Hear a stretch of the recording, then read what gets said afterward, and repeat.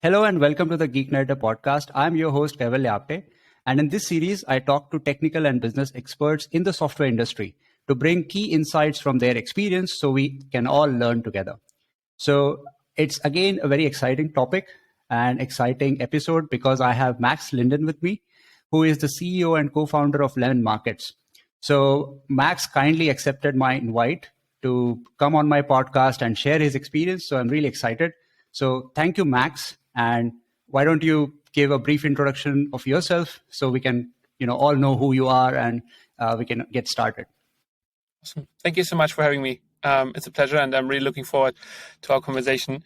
You already introduced what I do here at Lemon.markets is a bit more than I think I see myself as a problem solver, and that's what I like to do most. And building a company is basically solving a big puzzle of problems and finding a systemic way to approach them. Fortunately, I'm not doing it alone, and we have a stellar team who supports me. And so when other people say CEO, they think of Chief Executive Officer, but that's not how I see myself. I'm a Chief Enablement Officer, still a CEO, but I think with a different touch. And my job is to do three things, right? Get the best people excited about what we do here at Lemon.markets and share our vision with them.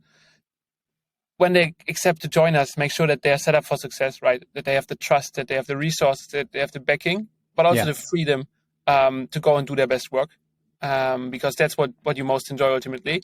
And then the third one is I need to make sure that everything you work on today is aligned with where we want to go in 10 years. And that's how I see myself here, and that's what I'm trying to live up to every day. And it's a challenge, and it makes a lot of fun to grow with it. And so that's the current state of the nation here. Sounds very good. So you touched upon like very important points, like you consider CEO as not Chief Executive Officer, but Chief Enablement Officer. Like you enable people to solve problems on their own, which sounds exciting. And then you also talked about freedom, so they can all make their own choices, they can make decisions, and like together you grow, right? So I really like that. So thanks for sharing. Just to get started, I know what Lemon.markets is. Like I have a very basic idea, but why don't you introduce Lemon.markets? Like how did you, come to this idea that, you need to find Lemon.markets, like what it is and where do you see yourself? Yeah, absolutely. So Lemon.markets, to put it very simple, we are building an API which allows developers to basically buy and sell shares at the stock market. And we call it the trading API for developers. And what we mean by it is that basically we give you the chance to programmatically interact with capital markets. And we do this at the moment in Germany, but kind of with ambitions to do it all over Europe in the coming years. And basically today our customers are software developers, DevOps architects, BI data scientists, how you want to call them. Basically, people who want to build something, want to make something, and we equip them with the tools to do so at capital markets. And there's a ton of things which come to it, but I think I always find it best when it's tangible. And so, tangible examples of what our customers are doing is they build themselves custom saving plans, which sometimes depend on a condition or on market circumstances. They create their own dashboards. They create their own mobile apps.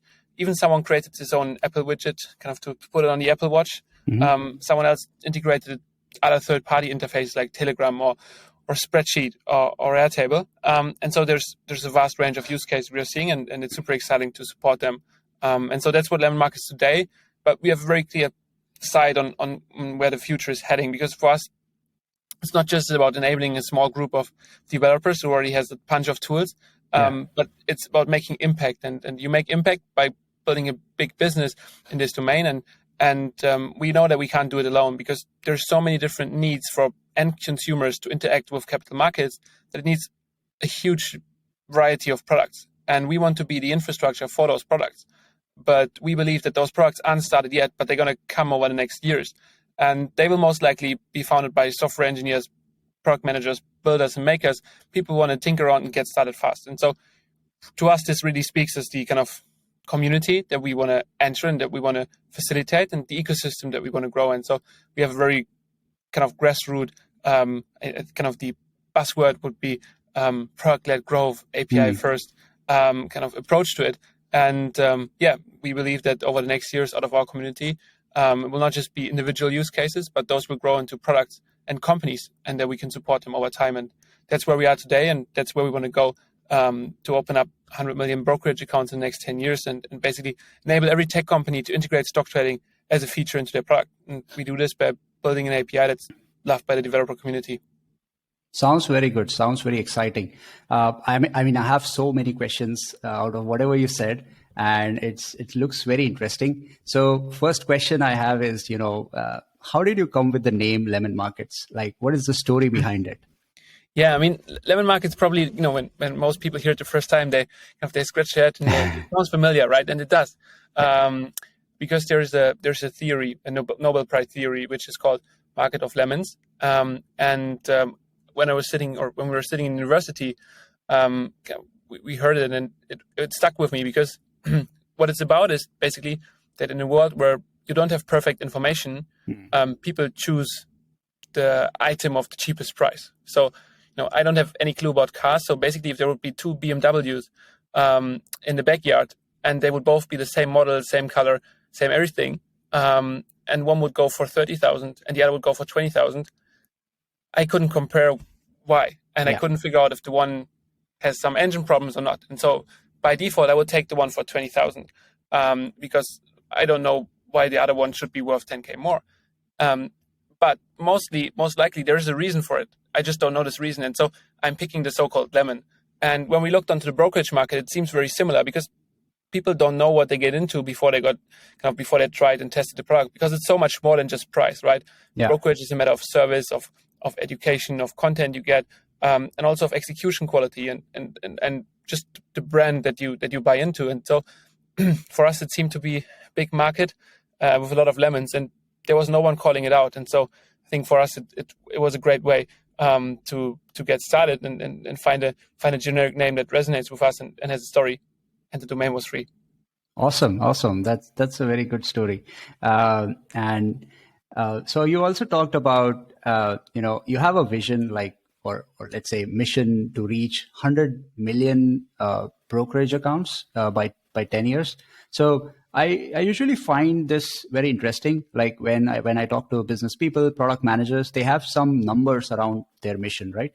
So how do you come across this number? Like how did you reach 100 million? Like, is it good enough? Is it too far fetched? Is it not good enough? How do you make sure? That's a great question. And I think I'm going to give a very personal answer.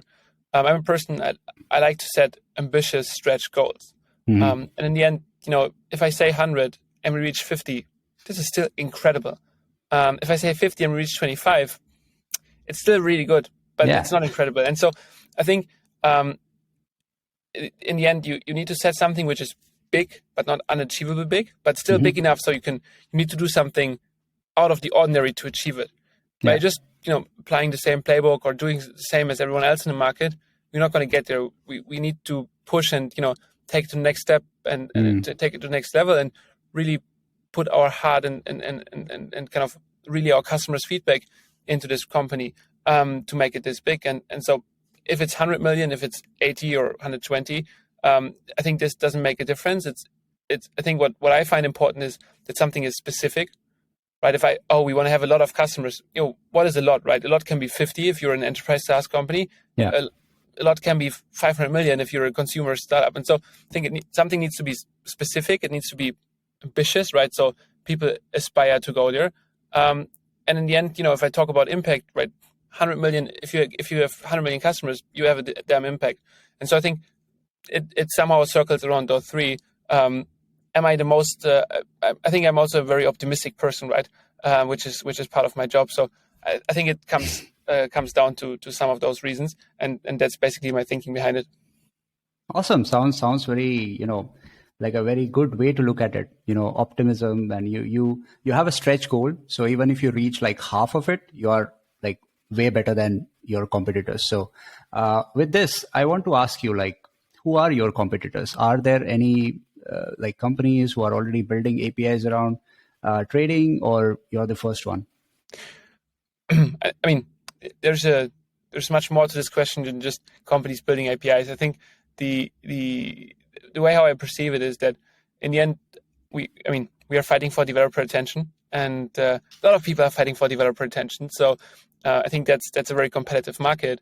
Within brokerage itself, I mean, there's a bunch of players in the world who do it, but because we are talking about a financial services product, there's a lot of regulation around it, which means that within Germany, I think we are one of the few who are able to provide a service. In the end, there's a couple of other companies who do more of the B2B side of things already, right? You probably know Solaris Bank, and others. But this developer focus is something where we have been I think very clear on, and which separates us, because it's one of the core USPs for us, that we're really building this for the community, and we really want to enable one developer to create something really powerful that otherwise only teams can do. And so for me, like, we are not too worried about a specific competitor. We are really worried about making the best experience for developers, because in the end, that's what's going to stick. And you're always going to benchmark us against the best tool you've used, right? And so if you've used Stripe before, and if you implemented something with Twilio, right? I mean, that's what you benchmark us against. And if we can't live up to this, even though they are not our direct competition, that's what people perceive as a great experience. And so I think that's the benchmark we set for ourselves. And obviously we can't get there from day one because we're a tiny startup. But if we look at them and we move into this direction, I think it's a good start. And that's what we care about. Awesome. Yeah. So you don't look at, what your competitors are doing, but you just look at what your goals are and how you reach there and how you create that impact, right? So that. Yeah. I think it really depends on how you enter a market and when you enter it. I think that kind of comes in hand with how much you should look at your competitors. But overall, I think being focused on making your customer happy, that's the ultimate goal. And if you have happy customers, you're usually on a good path to produce more happy customers if there's a market. And so I think if you stay focused on this, that's a better guiding path than trying to go out there and rebuild features that you have seen other places. Sometimes it can make life a bit easier, but it doesn't need to be true for you. And so I think rather stick and listen to your customers. If your customers are demanding from you what you see in the market build as well, I mean, even better, then you know that you're up to something. But I think that should always be the core. And it's probably it's probably something everyone says, and it's really hard to live by it, because there's always some sort of ego in play. And I think that's the constant challenge that we are facing when we are thinking about prioritizing product feedback loops and so forth. Yeah, sounds very good. So we talked about customers, right? And so as you said, developers are your real customers. So if we compare like these two types of customers, so one is like end customer, end user, who just uses like a website. And then there is a developer who has a lot of power, who has a lot of, toolkit in his hands, and he can do a lot of things with your product. So do you think that developers are really, very demanding and it's like tough to please their requests, or do you see any difference there, or is it, almost the same? I mean, you're a developer yourself. How would you answer this question? I think developers are tough to please. I work with a lot of developers, and I can say that for sure. Absolutely, and that's the same experience we make. On the other side, it's a really good challenge, right? Because you want your first customers to be really demanding and really hard on you and force you to build something great. Yeah. And this is going to make your life easier down the road, right? Because if you've once surpassed this, if you once have made a couple of developers who are really, really picky, really happy, the other ones who are going to follow later, they're going to find a pretty decent experience. Yeah. Sometimes it's a bit frustrating in the beginning, because it takes a lot for them to really pick it up and to trust you. Because if they're building an important part of infrastructure, they're not just going to, come over and try it out and then make it run. I think it's very different from a consumer notion. But once you've won them, I think you've won a very loyal group of customers who really is not just kind of, if you do it right, who's not just kind of using your product, but also kind of helping you to drive it further.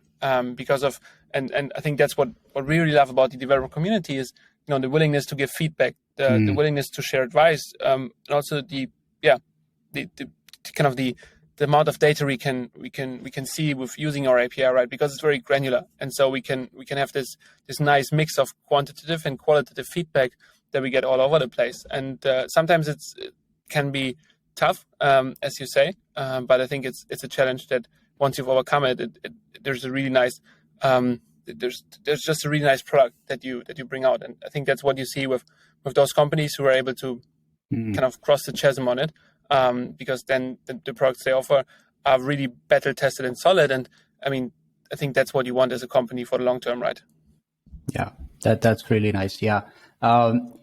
So since we are talking about, developers, so let's say I am a developer. I just have, like a basic development experience, and I want to, try trading using Lemon Markets. Like, what do I do? How do I reach you?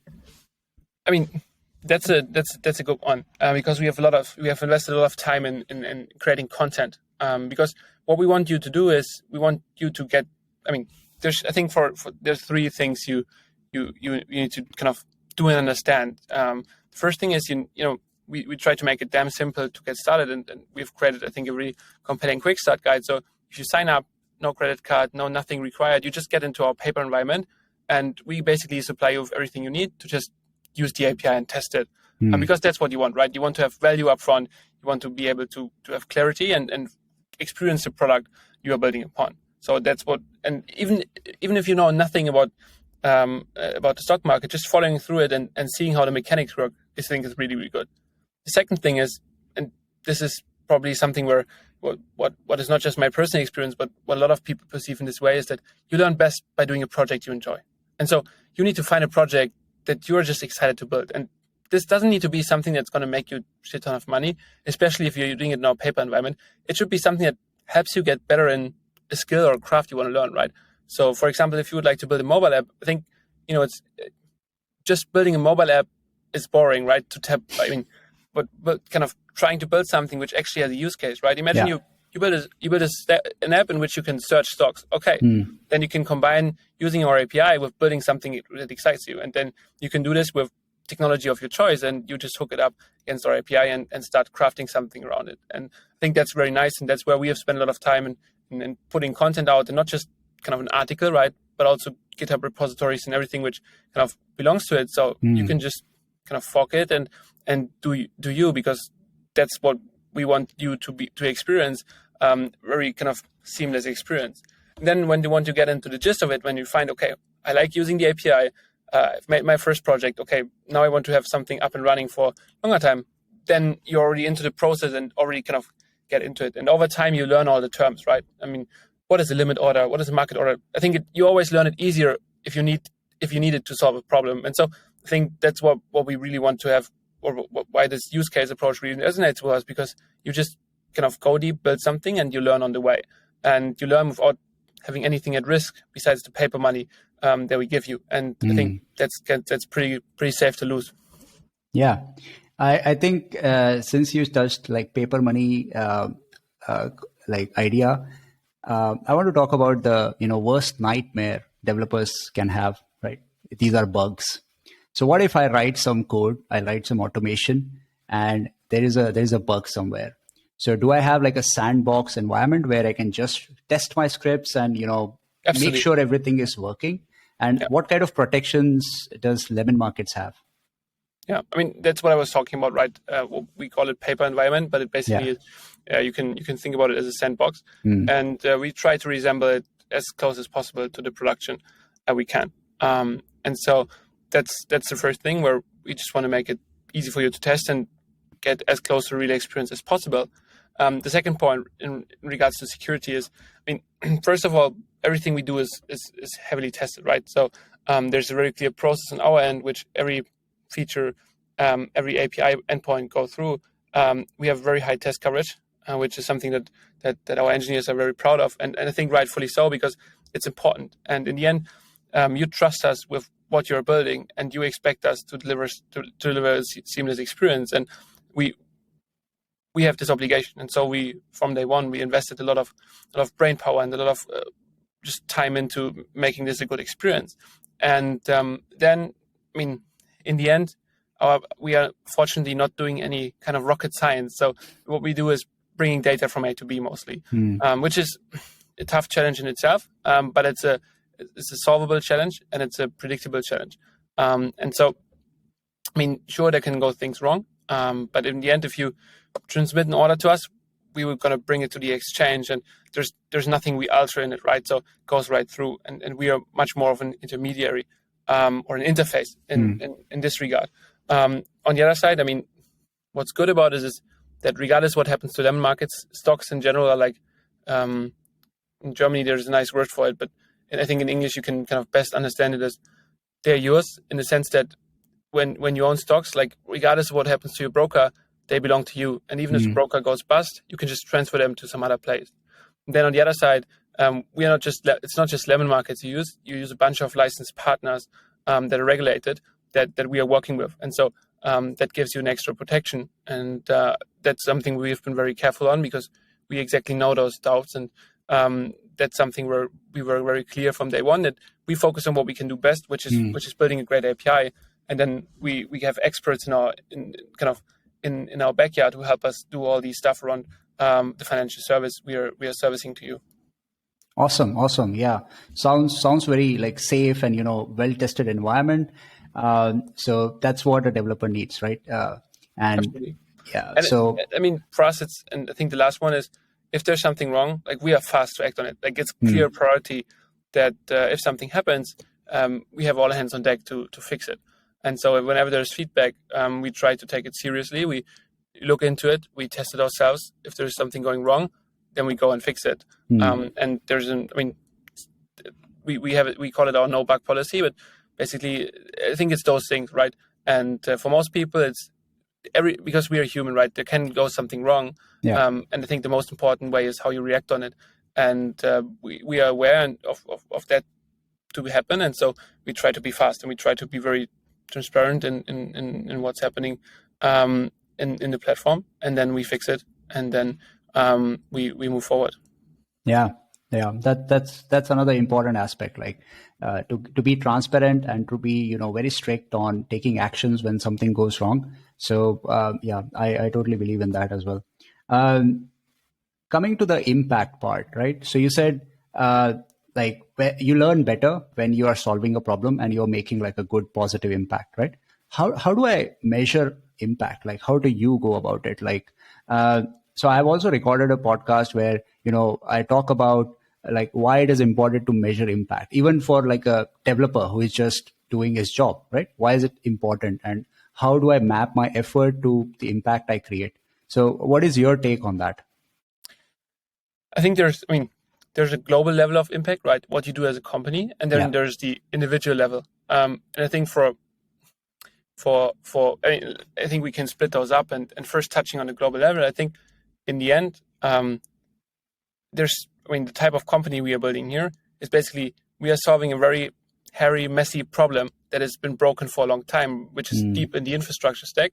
And we try to bring this business world of stock exchanges, capital markets into a tech digestible, tech forward mindset that you can consume through our API. And so this is a very intellectually challenging problem, and smart people like to work on hard problems. And if you solve such a hard problem, you always create value. And this, best case is with this value that you impact some sort of consumer business in a positive way. And for us, in Europe, there's 15% of people who are investing in the stock market. And this is way too low, right? Yeah. This needs to change. And I believe it can only change if it gets more accessible. And a lot of people are talking about democratizing market. And I think for me personally, a market isn't democratized if everyone can consume. A market is democratized if everyone can create. Because if everyone can create, you can really solve all the problems that are out there. And not just the 5 or 6 some other big players have tried to go after. And that's the impact that we want to have. We want to make it easy to ship, and not easy in the sense of the bar is low, but we want to make it more frictionless that you create such an experience, so you can cater it to other people as well.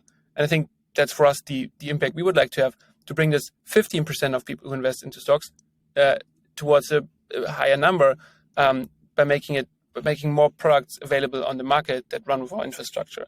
And that's, I think, something that we can measure over time, and where we can see how successful we are if we move into this direction. I think that's for us important as a company, because you need to have this clarity around where you want to go, and then also how you can measure it. I think that's just important for you to have a North Star that you want to go to. So that's the global level.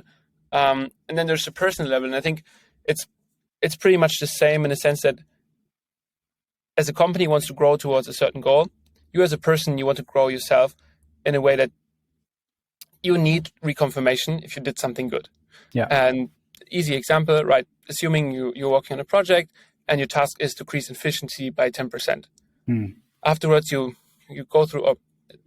Let's say there's a 100 lines of code, and you're able to do the same thing in 90 lines. And I think then it's very clear that you say, well, the impact is I've made the same possible in less lines of code, which is less maintenance of overhead. And this is a good feedback loop because you did something good because you achieved the goal and you made something more efficient. And I think this helps you because then job well done, right? And this is a very short feedback loop because right after you've seen it, you can gather it. But then there are sometimes other feedback loops, right? Assuming you hired a person in your team, you hired them and then take 3 months until they start. Then it takes like 3 to 6 months until you really see how they fit in. And then you have feedback. Then it's 9 months. And so the impact you had with hiring this person takes a very long time to get back to you.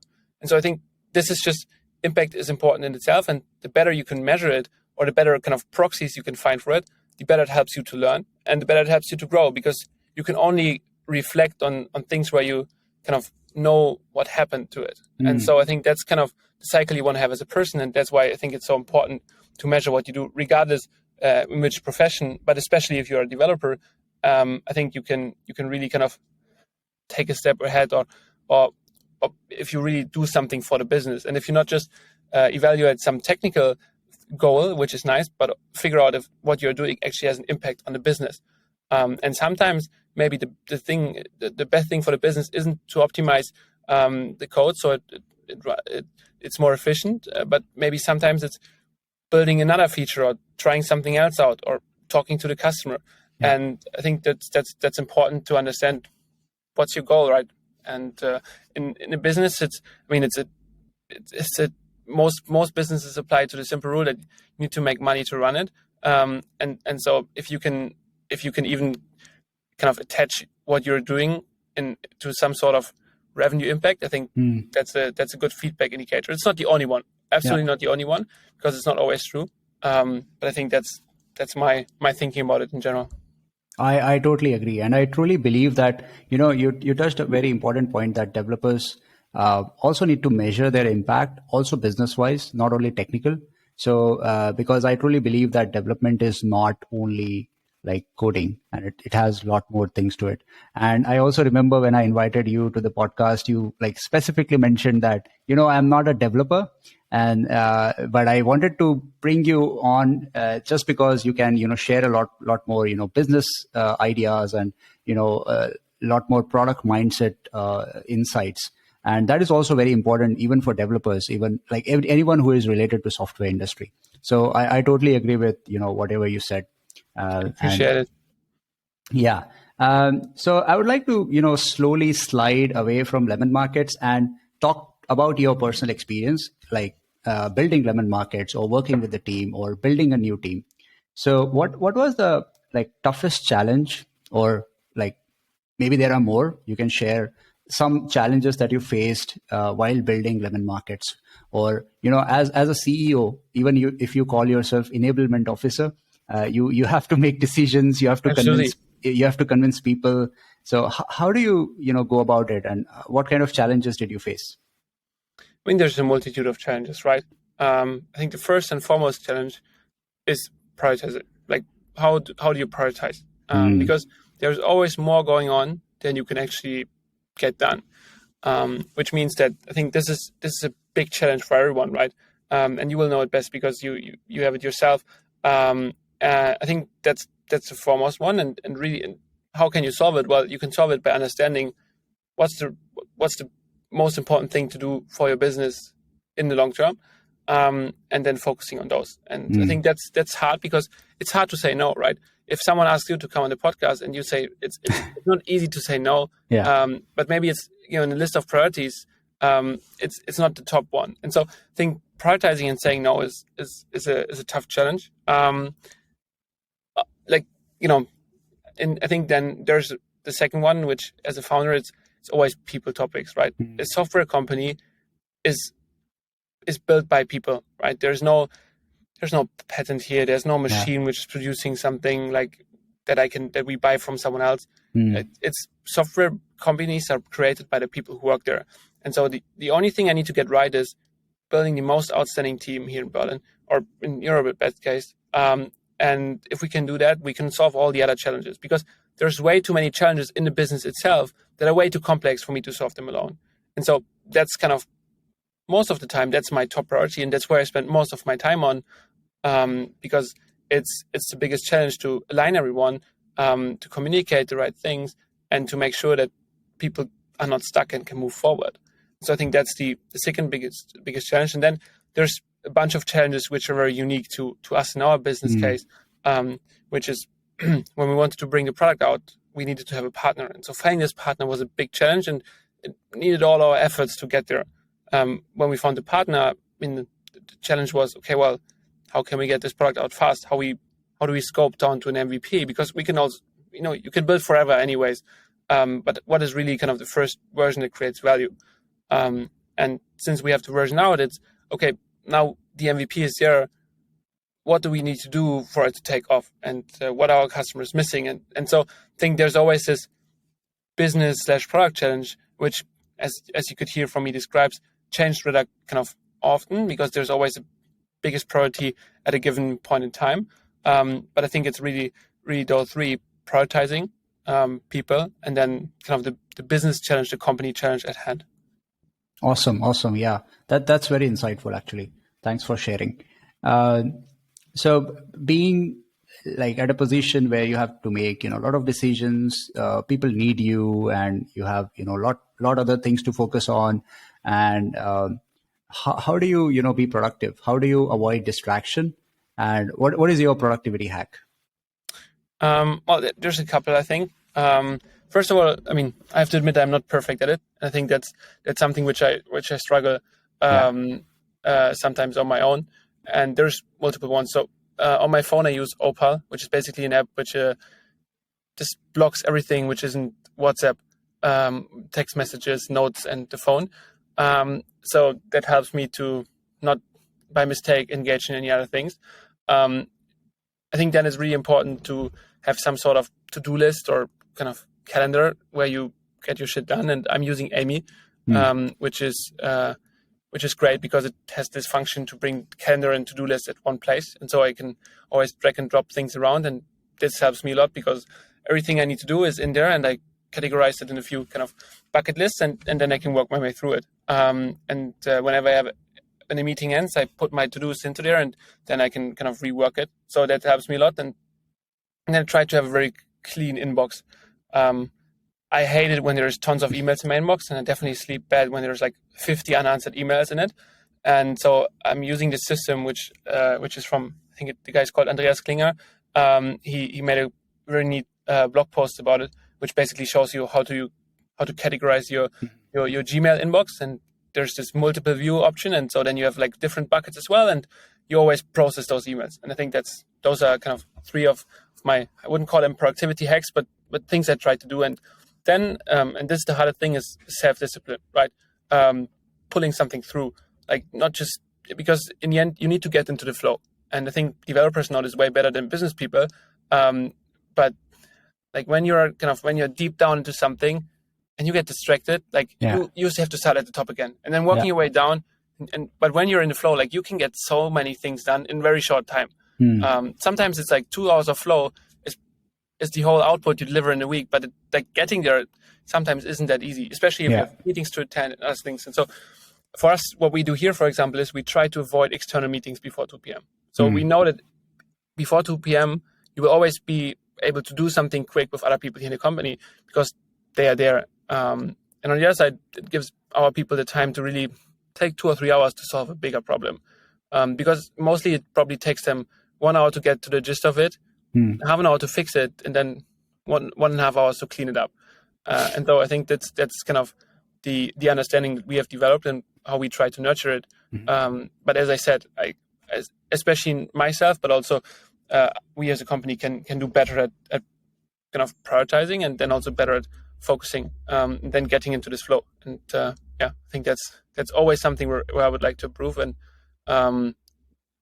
in the end, it's this: if you can resolve this and you can get the self-discipline up, I think that's really that's a lot of self-accomplishment. But Totally. way ahead for Absolutely. me.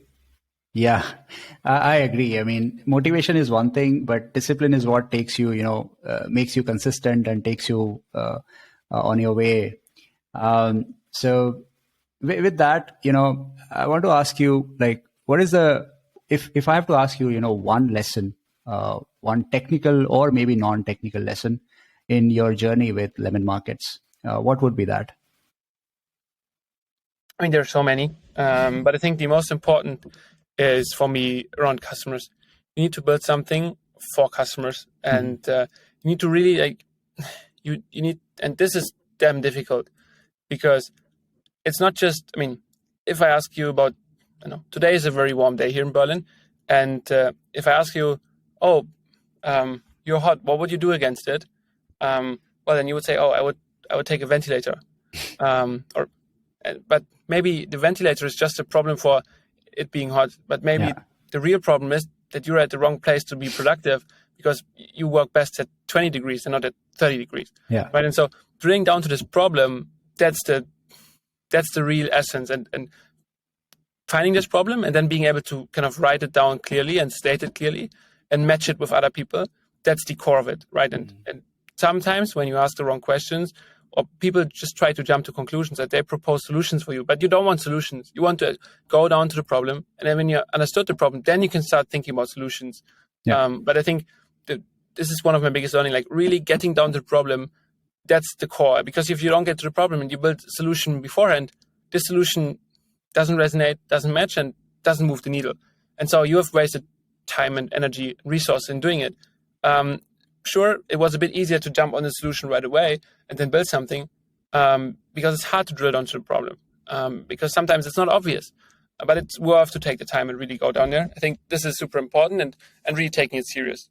And this is for me what kind of makes the difference between a customer obsessed company and the average company who just builds something. And I think if you can get to this level and to this depth of understanding a problem, then you will be able to create great solutions for it. But they are mostly not the first solutions you pick up. Yeah, totally. I totally agree with what you said, and it's really important to focus on the customer and try to solve a problem. And I think that is the biggest challenge. I mean, identifying your customers and then their problems and finding a solution. It's overall a very challenging process. So, okay. So if I have to create a company or start my startup journey, what would be your suggestion? That's a big question. I mean, there's, I think, suggestion. I think the one thing I've learned is there's nothing is impossible. Like if you look at, I'm an average person. I didn't study at a crazy university. I was fortunate to study right at a very blessed upcoming, but my parents are not crazy connected. My parents are not crazy rich. I was working when I was studying. There's nothing like special, right? And so if you look at it, I think what you can take away is that if you can, as long as you can imagine it, you can achieve it. And even though some people will tell you it's not possible, you can get there. And I think that's if you start a company, I think you need to prepare yourself for it being. You will only need to. You will be a lot of ups and downs, and you need to have this resilience, and you need to have this stupid optimism that you're going to be able to do it. And this only comes when you believe in it in the first place. And when you believe, if I wouldn't believe that we can open 100 million brokerage accounts, we'll not be able to do it. But I believe we can, because the opportunity is there, and it's clear what we need to do to get there. And this is where where deep down, that's where I think that's what drives me to go to get up early every day and go crush it with the team. And so I think if you start a company, I think you need to have this optimism that you're going to be able to do everything that you set your target on. And if you want to work with the greatest people on earth, then you should go and approach them and try to work out how they can collaborate. If you want to work with the best investors, then, I mean, there's no reason why you shouldn't do it, right? Regardless from where you start. If you start from Germany, if you start from Silicon Valley, or if you start from, I don't know, Japan or Sri Lanka or Thailand, doesn't matter. Like, as long as you can imagine it, you can get it done. And I think that's the core. If it has to boil down to one advice, I think that's the one piece of advice that unlocks all the others. Awesome. Really, I mean, wow, such an insightful answer. It was a broad question, I mean, for a reason. So I wanted to keep it like very open-ended, so you can, be as flexible as you can, and but you nailed it. So thanks for that answer, and thanks for coming to the podcast. And I'm really I was really excited when you said yes. Let's do it. And I was also nervous, like what kind of questions I can ask. I hope all these questions made sense to you, and I'm really looking forward to have more collaboration with you. And I also hope like our audience will get a lot of kind of a digest of whatever you have learned in your journey, and whatever suggestions you had by listening to this podcast. So I really thank you. Thank you. I hope so as well. And if there's any feedback for Lemon Markets, I mean, just ping us. You can find us in our Slack community, or just wherever you feel like there's something we can do better. Let us know. We are eager to listen to it and to implement it. And yeah, if there's anyone I can help, reach out to me, and I'm happy to. I'm going to try to do it. It's starting to getting more and more. But yeah, I think I just want to be out there, and I was blessed that other people trusted me and helped me when it wasn't obvious, and it's still not obvious. But I would feel good in being able to pass it on. So yeah, that's small encouragement here out there. I cannot promise anything, but I'm going to try to do my best if there's anything I can do for anyone out there in the audience. Yeah, that itself is a big promise.